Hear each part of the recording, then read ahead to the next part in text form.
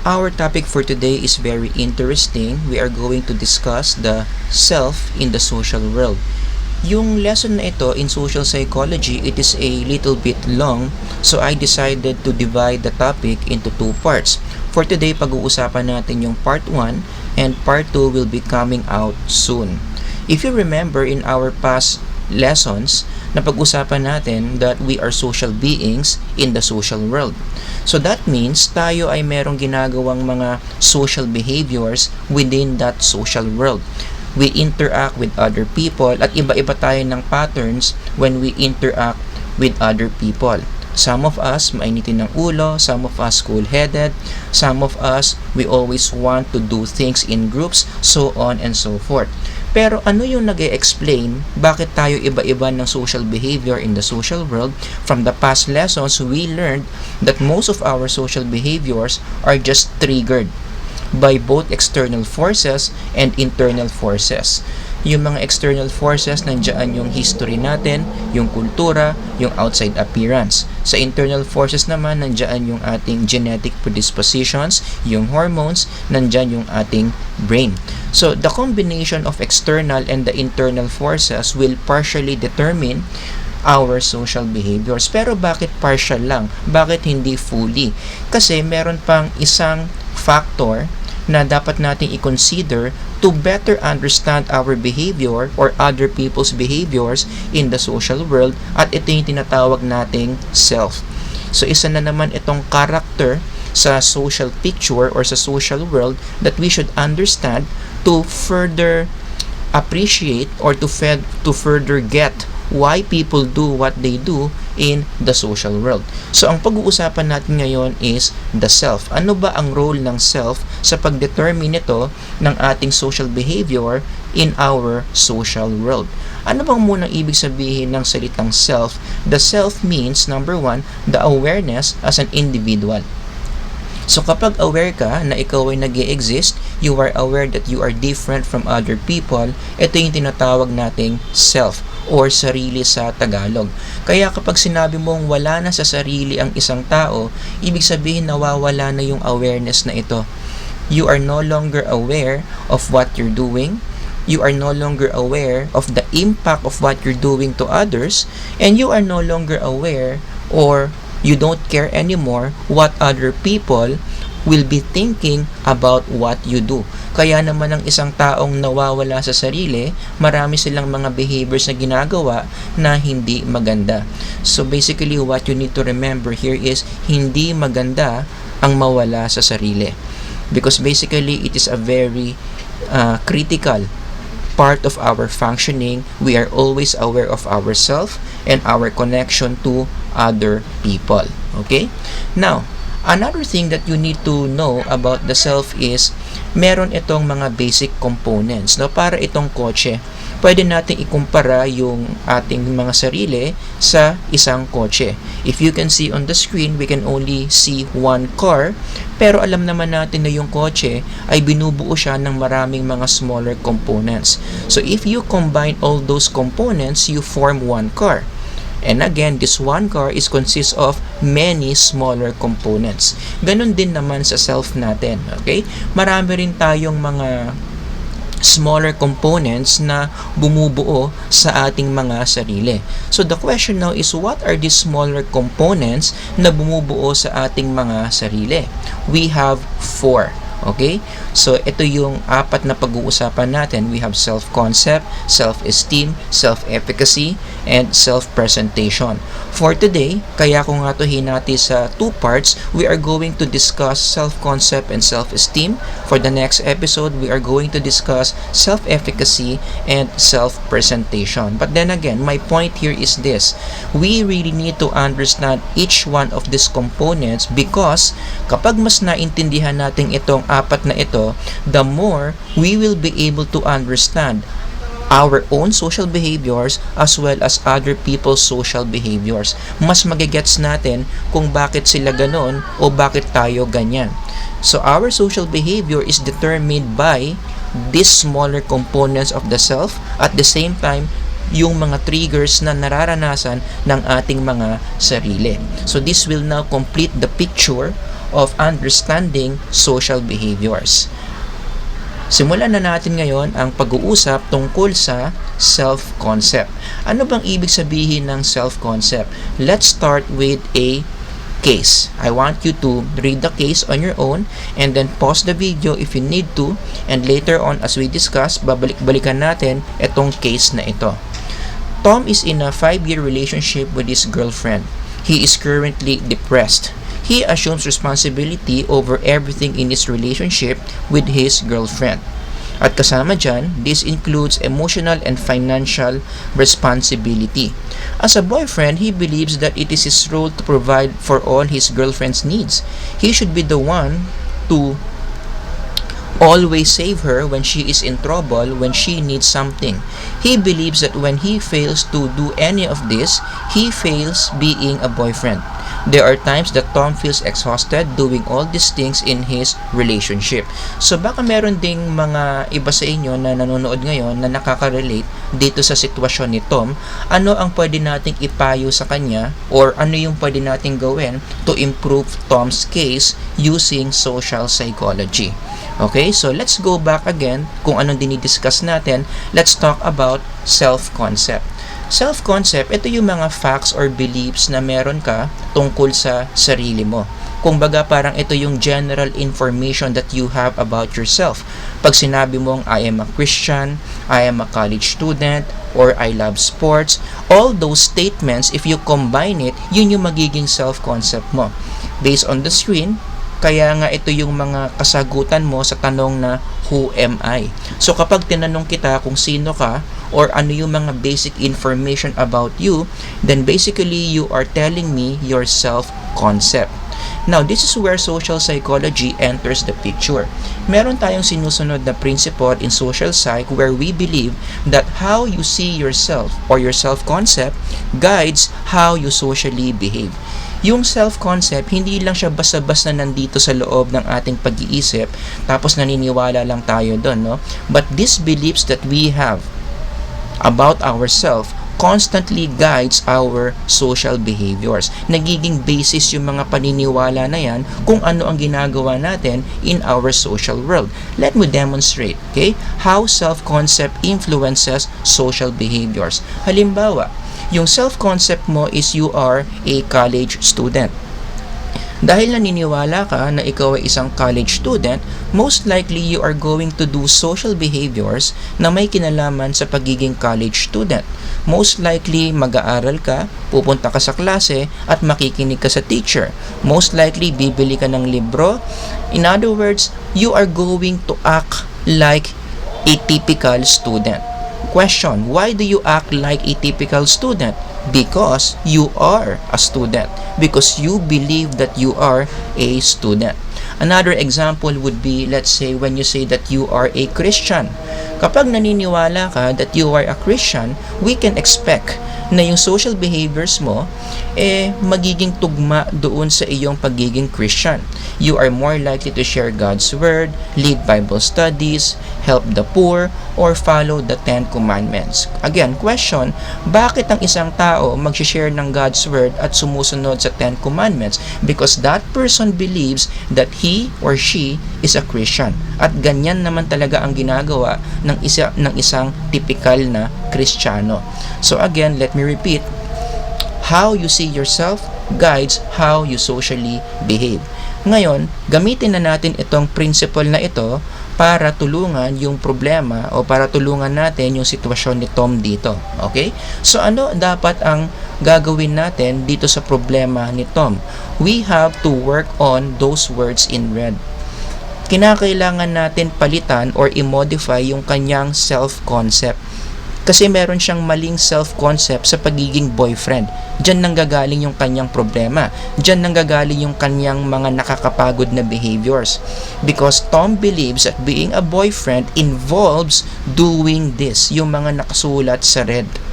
So if you are the counselor of Tom, ang dapat mong gawin sa kanya, kausapin siya ng masinsinan at i-modify niya yung kanyang pananaw, yung kanyang konsepto ng pagiging boyfriend. In fact, if you are going to revisit the slide, no, ito, yung mga naka-red na words dyan, hindi ito gawain ng isang boyfriend mukhang gawain ito ng isang asawa. In other words, kaya napapagod si Tom dito kasi boyfriend pa lang siya, but he is acting as if isa na siyang asawa. So it's like he is overdoing things in his relationship, and that explains kung bakit siya feeling exhausted sa kanyang relationship. Okay? Now, more about self-concept. Saan ba nanggagaling yung self-concept? So, yung mga sinabi natin kaninang mga examples on self-concept, where do they come from? Definitely, these are not inborn, di ba? So, saan ba nanggagaling yung mga self-concepts natin? Number one, nanggagaling ito sa ating mga social roles. What we constantly do, di ba? Sa society natin, we are given different roles to play. At in the process of doing those roles, hindi maiiwasan na yung self-concept natin naaapektuhan. Remember our lesson on behavior and attitude, isa sa mga main lessons that we learned from that lesson is what we do can affect our attitude. You can apply that principle in this situation, no? Yung mga social roles na lagi nating ginagawa, yung mga roles na ini-expect tayo ng society na gawin natin, merong epekto yan in the way we see ourselves. One good example would be our birth order.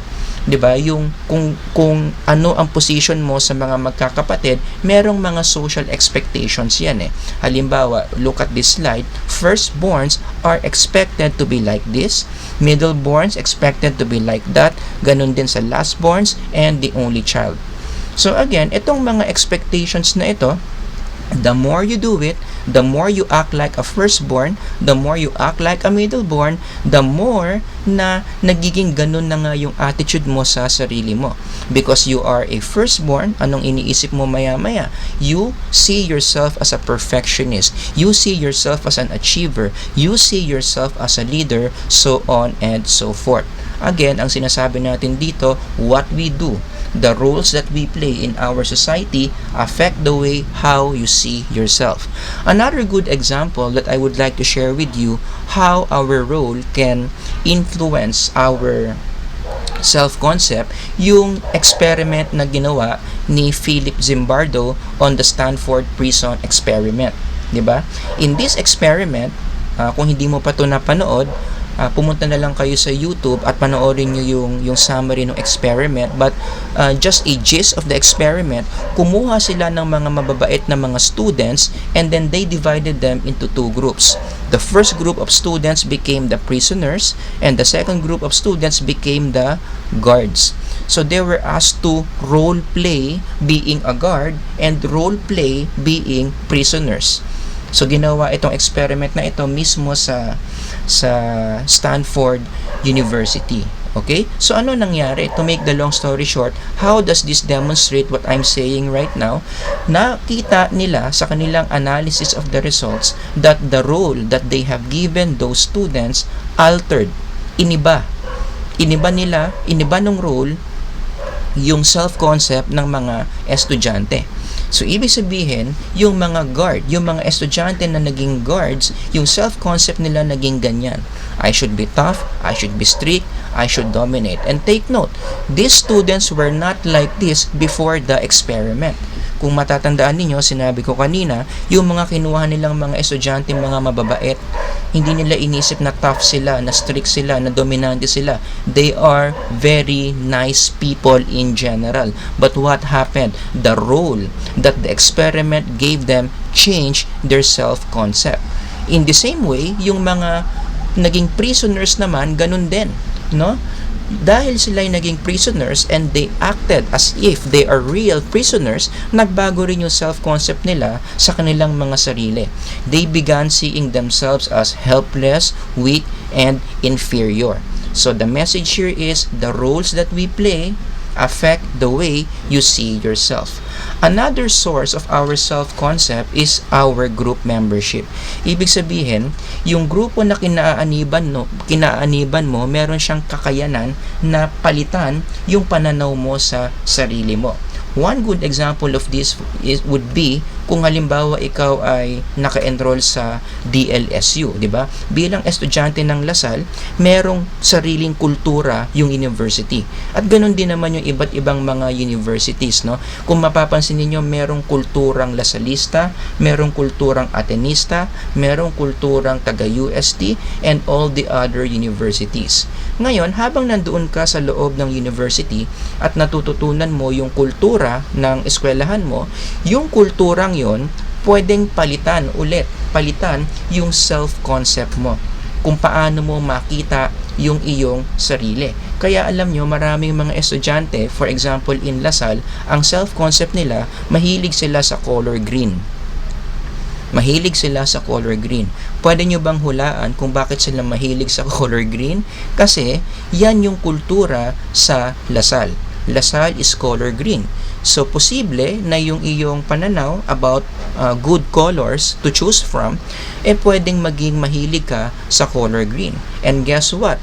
Yung self-concept mo na yan na mahilig ka sa color green, Lasal students will understand that this affect their behaviors. In what way? Huhulaan ko sa mga Lasalistang nakikinig sa akin ngayon, kapag binuksan ko ang cabinet mo, I'm sure makakakita ako ng at least isang t-shirt na color green. Makakakita ako ng isang damit na kulay green. 'Di ba? Saan nanggaling yung behavior na yon? Kasi nga paborito mo ang color green. At bakit mo paborito ang color green? Kasi yan nga yung naging impluwensya sa iyo ng grupo mo. You being a Lasallian, naging paborito mo yung color green. Another example on this would be itong nangyayari sa isang terrorist group. Ang mga terrorist group, whenever they recruit members, ang unang phase sa pagdaraanan ng mga aspiring members ng terrorist group na ito is to be indoctrinated. Ibig sabihin ng indoctrinated, tuturuan sila o papalitan yung kanilang view of the world. These people will be trained, these people will be shaped to see the world the way the organization, which is the Al-Qaeda, how the organization sees the world. And when they are successful in doing that, kapag ang isang tao nakikita na niya yung mundo sa mata ng isang miyembro ng Al-Qaeda, madali na lang sa kanilang gumawa ng mga behaviors that a terrorist would do. Because again, nagbago na yung self-concept nila, no? Yung self-concept nila is, I am now a member of Al-Qaeda. And being a member of Al-Qaeda, mapapalitan na, no? Being a member of Al-Qaeda will involve you to have certain worldviews. And those worldviews will again affect what you do. Kaya wala nang kahirap-hirap na gumawa ng mga terrorist actions, kasi nga yung konsepto niya sa sarili niya terorista na siya. That's what you mean by self-concept. Now, let's move on to the second component of the self na pag-uusapan natin for today, which is self-esteem. Ano naman ang ibig sabihin ng self-esteem? Let's talk about this by starting with a case.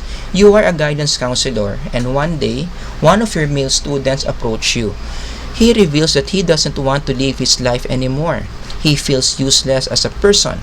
You check his files and found out that this student took a psychological test on self-esteem. And then, yung score daw niya sa self-esteem na ito, mababa. Come up with possible solutions to help him deal with his problem.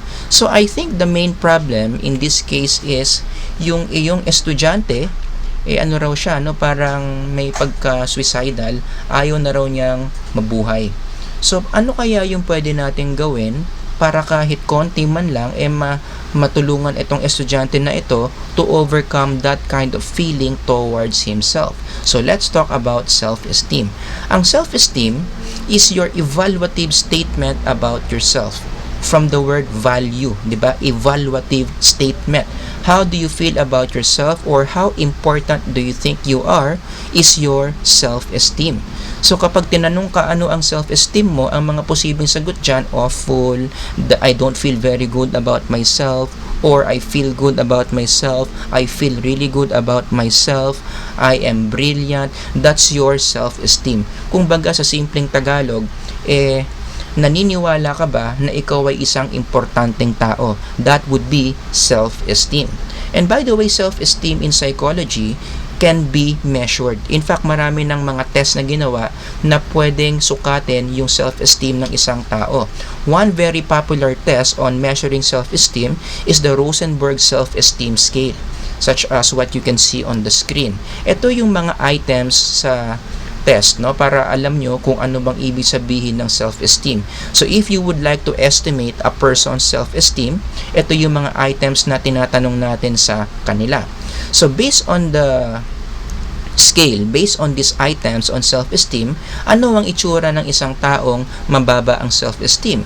A person with low self-esteem is more likely to be like this. Halos lahat ng sinasabi niya pangit tungkol sa sarili niya. In contrast, yung mga taong matataas naman ng self-esteem, most likely, ganito naman ang kanyang mga sinasabi sa kanyang sarili. So if you notice, very positive. Special, beautiful, I am a star, I am unique, so on and so forth. Now, just like what we learned kanina sa self-concept, we also follow a social psychology principle na may kinalaman naman sa self-esteem. And this is, self-esteem can influence social behaviors. Self-esteem can influence social behaviors. Hindi lang pala self-concept ang nakaka-apekto sa ating social behaviors, pati na rin ang self-esteem. Let me give you some examples. Halimbawa, yung self-esteem mo can determine kung sino ang mga yayayain mong lumabas, such as what you can see on the picture. Kasi yung mga taong matataas ang self-esteem, niyayaya nila yung mga tao na hard to date, yung mga taong matataas ang standards. Walang kaproblema sa kanila to ask these people out simply because the way they see themselves is that they are very special. Kung baga sa pananaw nila, kapag nagyayaya sila makipag-date, swerte ng niyayaya ko at niyayaya ko siyang makipag-date. Kasi yung itong taong to makikipag-date sa akin, who is a very important person. Kaya itong mga matataas na self-esteem na ito, wala silang kaproblema, no, na makipag-date, lalong-lalo na sa mga hard to get na mga dates. And not to mention, hindi ko lang nailagay dito sa slide, these people with high levels of self-esteem, kapag nireject sila sa kanilang panliligaw, hindi masyadong umi-epekto sa kanila. Kasi ang paniniwala nila, if they are rejected, kawalan nung nang-reject sa kanila. 'Di ba, in English, it's her lost. No, naniniwala sila na malas nung babaeng 'yon kung bakit niya ako ni-reject. No, kasi nga mataas yung kanyang level of self-esteem. Pero meron din namang mga tao na mabababa ang self-esteem, hindi naman ganyan ang behavior. Kung itong mga taong ito nag-uumapaw sa confidence, people with low levels of self-esteem, naku, sadsad din ang kanilang confidence, to the point na nagiging personality disorder. May tinatawag tayong dependent personality disorder, wherein the essence of this disorder is sobrang baba ng value niya sa sarili niya, na sa tingin niya wala siyang value kung wala ang ibang tao. And maybe you know some people who are like that, 'di ba? Yung pananaw nila sa sarili nila is useless sila, wala silang kwenta kapag wala yung isang tao sa buhay nila. Guess what? Kapag masyadong matindi yung pagkaganyan ng taong yon, hindi rin maganda yan, because it can develop into a personality disorder called the dependent personality disorder. And one last example, alam nyo ba, speaking of having low levels of self-esteem, ito ay isa ring risk factor sa pagpapakamatay. In fact, isa sa mga powerful predictors of a person committing suicide is yung kanyang low level of self-esteem. Ibig sabihin, karamihan ng mga taong nagpapakamatay, most likely, meron silang mababang level ng self-esteem. So based on my examples, I hope you can see, no, na whether mataas o mababa yung self-esteem mo, merong epekto yon, merong influence yon sa mga ginagawa natin in our social world. That's how important it is to really understand a person's self-esteem. Now, let's go back to the case that I presented a while ago and find out kung ano ang pwede nating gawin dito to help this person out. I think if you are the counselor of this person, ang pinaka-key information dito are those words in red. The fact that he feels useless as a person at nakumpirma yan ng test na kinuha niya on self-esteem, dyan ka dapat magsimula. So the reason why this person doesn't want to live his life anymore, mababa ang kanyang level of self-esteem. And one way for you to improve the condition of this person is to work on this person's self-esteem.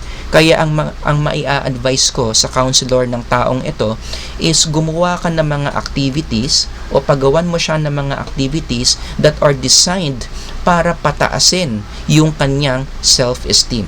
And I really believe that when these activities work, kapag napataas mo kahit konti lang yung kanyang self-esteem, kapag nakita niya yung value niya bilang tao, most probably magi-improve yung kanyang pananaw sa kanyang sarili. Okay, now the next question to ask is, what influences self-esteem? Ano ba ang nagsasabi o ano ang nagde-determine bakit ang self-esteem ng isang tao magiging mataas o magiging mababa? Let me give you some of these factors that may influence the level of a person's self-esteem. Number 1, alam nyo ba, merong kinalaman ang itsura sa level of self-esteem ng tao. Studies after studies are showing na malaki ang difference ng self-esteem ng mga taong physically attractive versus mga taong hindi ganon ka-physically attractive. People who are known to be physically attractive are also known to have healthy or high levels of self-esteem. And can you connect why? Ano ang koneksyon ng itsura mo sa pagiging mataas ng self-esteem mo? There was this very interesting article that I read na nag-explain ng connection between physical attractiveness and self-esteem. Ito, look at this article. 8 successfully proven reasons life is better if you are beautiful. In other words, ang sinasabi ng article na ito, kapag maganda ka kasi, iba yung trato sa'yo ng mga tao kumpara kung hindi ka ganun kaganda. And I think based on our everyday experience and observation, you would agree. Iba yung treatment talaga ng mga tao towards people who are physically attractive, di ba? Ano yung mga specific treatments that attractive people get from other people na pwedeng magpaliwanag ng kanilang high self-esteem? Take for example this one. According to the article, it's easier for beautiful people to find mates. Men seek attractive women as mates because good looks signal youth, health, and reproductive fitness. Therefore, itong mga babaeng ito o yung mga lalaking magaganda, no, o mataas ang physical attractiveness, ibig sabihin lang yan, meron silang low rejection rates. Sa simpleng Tagalog, bihira silang mabasted. And I know you would agree with me na kapag madalas kang nagsasucceed sa mga nililigawan mo, 'di ba? Unti-unti nabibuild up yung knowledge mo that you must be someone important. Nabibuild up yung self-esteem mo kasi yun na nga na nako-confirm ng mga successes mo sa panliligaw mo that you are indeed someone who is very important. You are someone that people don't reject. Kaya nagiging mataas yung self-esteem mo kapag gwapo ka o kaya kapag maganda ka. Another point in the article, very interesting, ang sabi dito, beautiful people are more persuasive. In other words, kayo na lang magbasa ng mahabang mga salita na yan, no? What number 5 is saying is, when you are an attractive person and you speak, no? When you ask for request from other people, most likely you persuade them to do what you want them to do. In other words, people believe you. Naniniwala sila sa mga bagay na sinasabi mo simply because you are very attractive. Oo sila ng oo, agree sila ng agree sa mga points of view mo. And as a result, kapag nasa-sense mo na yung mga tao, laging nag-agree sa mga sinasabi mo, most likely, magkakaroon ka na naman ng idea that you must be a very important person, that everything you say, people agree.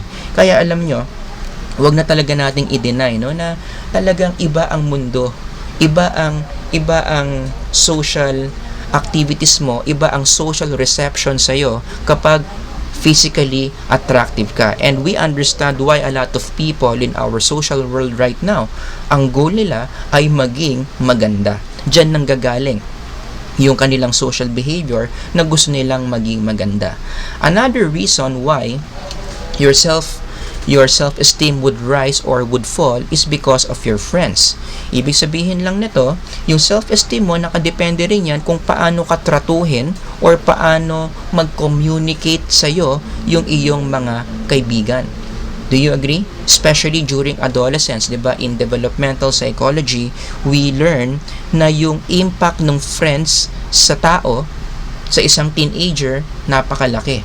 Whether or not the person will have high or low level of self-esteem, nakadepende yan doon sa kanyang mga kaibigan. Like for example, sabi ni Ann Taylor dito, a true friend is not measured by how often you see them, but how much they see who you really are. Someone who is willing to stand up for you and when life tries to pull you down and who loves you without questions. I'm sure kapag nakahanap ka ng ganyang klaseng kaibigan who stands by you kahit may mga problema, no? Someone who cares for you, tumataas ang self-esteem mo. Nararamdaman mo sa sarili mo that you are worth it. Nararamdaman mo sa sarili mo that you deserve care from other people. Kaya nga, given this idea that I'm sharing to you, napakahalaga rin na matandaan natin that bullying is a very big risk factor for a low self-esteem. And I know, as a psychologist, marami akong mga taong kakilala, the reason kung bakit lagpak, kung bakit bagsak yung kanilang self-esteem is because of their bullying experiences. Karamihan talaga sa mga taong nabully, biktima ng bullying, madalas mababa ang kanilang self-esteem. At ang malungkot dito, ang hirap pataasin yan. Lalo na kapag yung naging reason bakit sumadsad yan, dahil sa pambubuli. Kaya nga, this is also a call. I hope a lot of, some people in the school industry are listening to me, na dapat meron tayong seryosong effort to discourage bullying. Because bullying destroys the psychological makeup of the person, specifically nasisira ang self-esteem ng isang tao. Another reason na nakakaapekto sa ating self-esteem is our infant attachment. Ibig sabihin, ito yung kalidad ng relationship na meron ka with your caregiver when you were still a baby. At sino ba tong caregiver na to? Most likely, this will be your parents, di ba? So kapag okay yung relationship mo habang baby ka pa doon sa parents mo, ang tawag doon securely attached. So if your parents love you so much as a baby, they are giving you your needs, they are responding whenever you cry, they value you as a person, then ibig sabihin yung relationship mo doon sa parent na yon o sa parents would be securely attached. Vice versa, meron namang mga parents na ayaw nila yung baby nila, hindi nila inaalagaan, hindi nila binavalue, insecurely attached naman yung tawag sa relationship na yon. Now, anong kinalaman ng self-esteem dito? According to developmental psychologists, whether you are a securely attached baby or an insecurely attached baby, may kinalaman yan sa level of self-esteem mo. Yung mga babies na securely attached with their parents, most likely ganito ang kinalalabasan ng kanilang self-esteem. Okay? Napaka-healthy. Successful in society, less prone to psychological disorders, they have healthy and lasting relationships. On the other hand, yung mga babies naman who are insecurely attached, lagpak ang kanilang self-esteem and as a result, ito yung kanilang mga nararanasan. They experience a number of psychological disorders, sila yung mas madalas mag-suicide, sila yung merong mga trust issues, hindi sila madaling magtiwala sa ibang tao.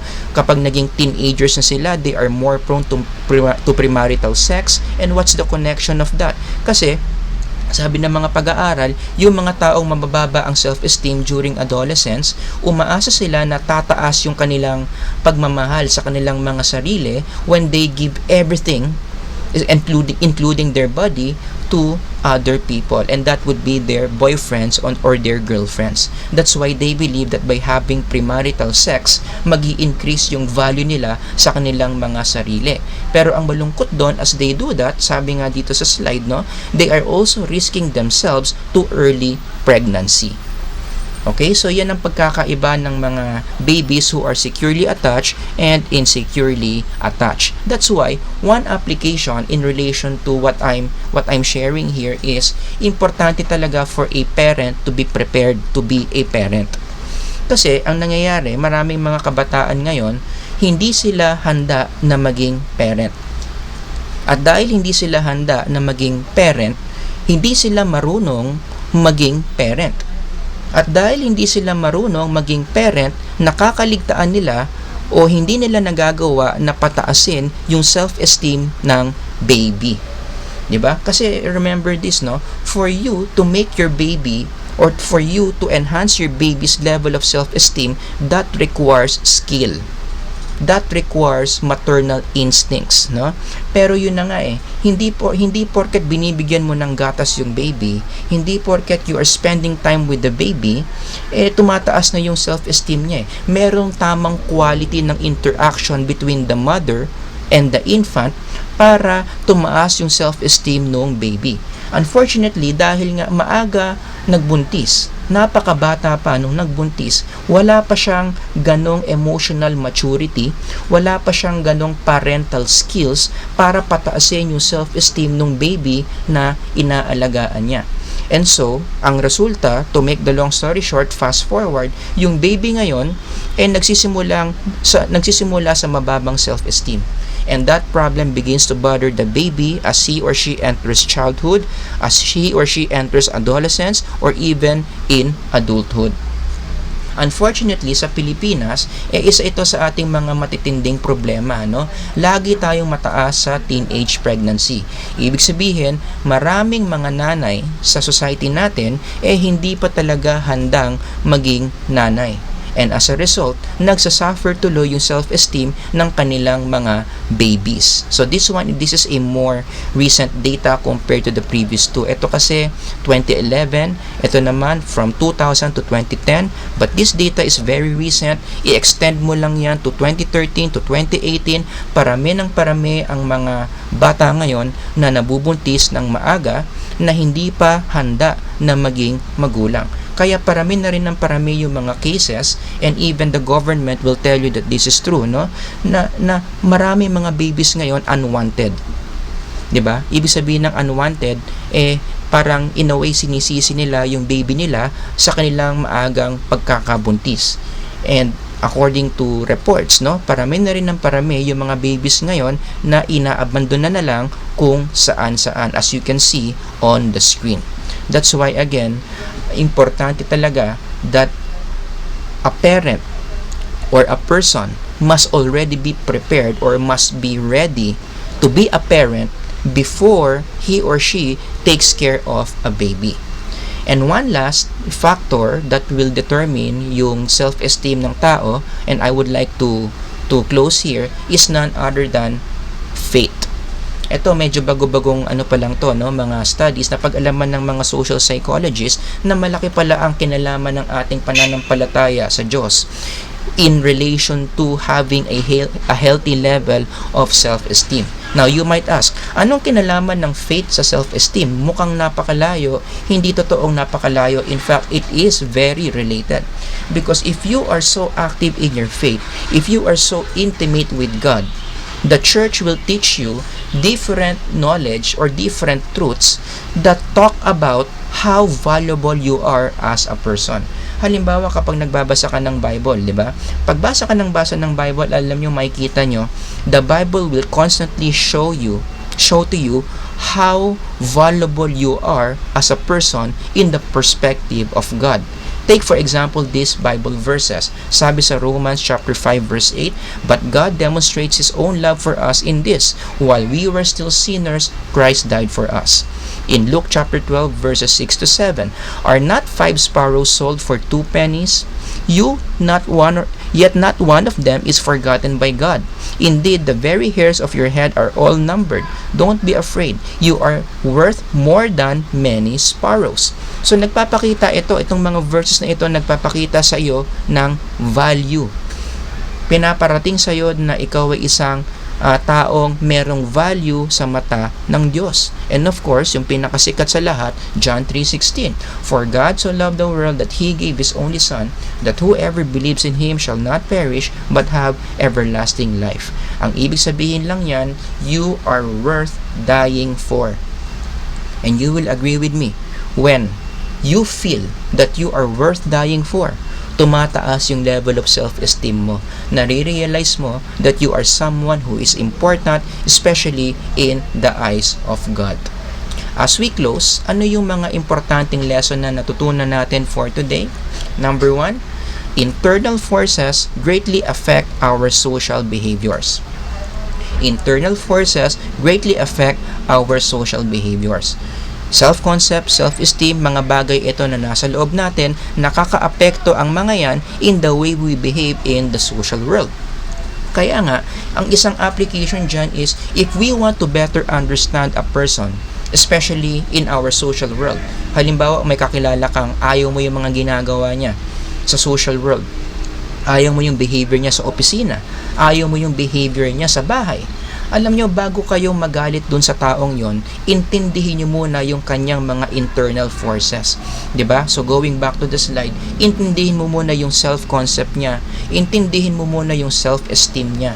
Kamusta naman yung self-concept niya? Kamusta naman yung self-esteem niya? And the thing is, the more you understand a person's self-concept and self-esteem, ang nangyayari is, mas naiintindihan mo kung bakit siya ganun mag-behave.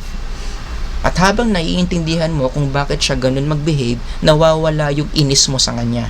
Nawawala yung mga galit mo sa kanyang mga behaviors, because now you understand why that person is behaving that way. So itong tinuturo ko sa inyo ngayon, parang pwede nyo rin itong i-apply sa anger management, no?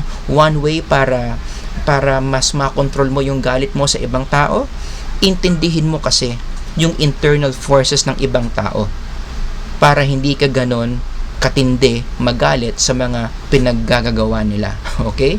Number 2, internal forces that affect social behaviors can be affected by external forces. So, ibig sabihin, yung mga internal forces that affect our behavior, marami doon, natitrigger din lang naman ng mga external forces. And I think this is good news, di ba? The fact na yung mga internal forces natin, kaya lang naman pala sila gumagalaw, kaya lang naman pala tumataas bumababa yan, has something to do with the external ones. Ang magandang balita dyan, ibig sabihin nun, meron tayong control doon sa mga internal forces na yon. So, meron tayong control sa self-concept ng tao, meron tayong control sa self-esteem ng tao. Therefore, that means we have the power, we have the ability to improve a person's social behavior. 'Di ba? Halimbawa, yung taong gustong magpakamatay. Ano ang pwede nating gawin dahil gusto niyang magpakamatay? Tignan natin yung kanyang self-concept. Meron kasi siyang pinaniniwalaan tungkol sa sarili niya na gusto na niyang mamatay. So we can work on that. Or for example, yung isang taong wala masyadong kaibigan, hindi masyadong nakikipag-socialize, kamustahin natin yung kanyang self-esteem. Kapag napataas natin yung kanyang self-esteem, most likely magi-improve yung kanyang social behaviors. So again, I think this is good news. The fact na yung mga internal forces natin are externally motivated, that gives us a certain sense of ability or a certain level of ability to improve people's social behaviors. Kaya nga sa tingin ko, isa ring reason kung bakit sa Bible, lagi tayong sinasabihan, no? Therefore, we need to encourage one another and build each other up. Kasi kung gaano kaganda yung self-concept natin, kung gaano kataas yung ating self-esteem, it highly depends on how we treat each other. It highly depends on what is happening in our social world. And the good news is, we can always choose to create a social world that is very constructive for each one of us. Sana may natutunan kayo in today's lesson. Abangan nyo yung part 2 of our discussion of the self in the social world.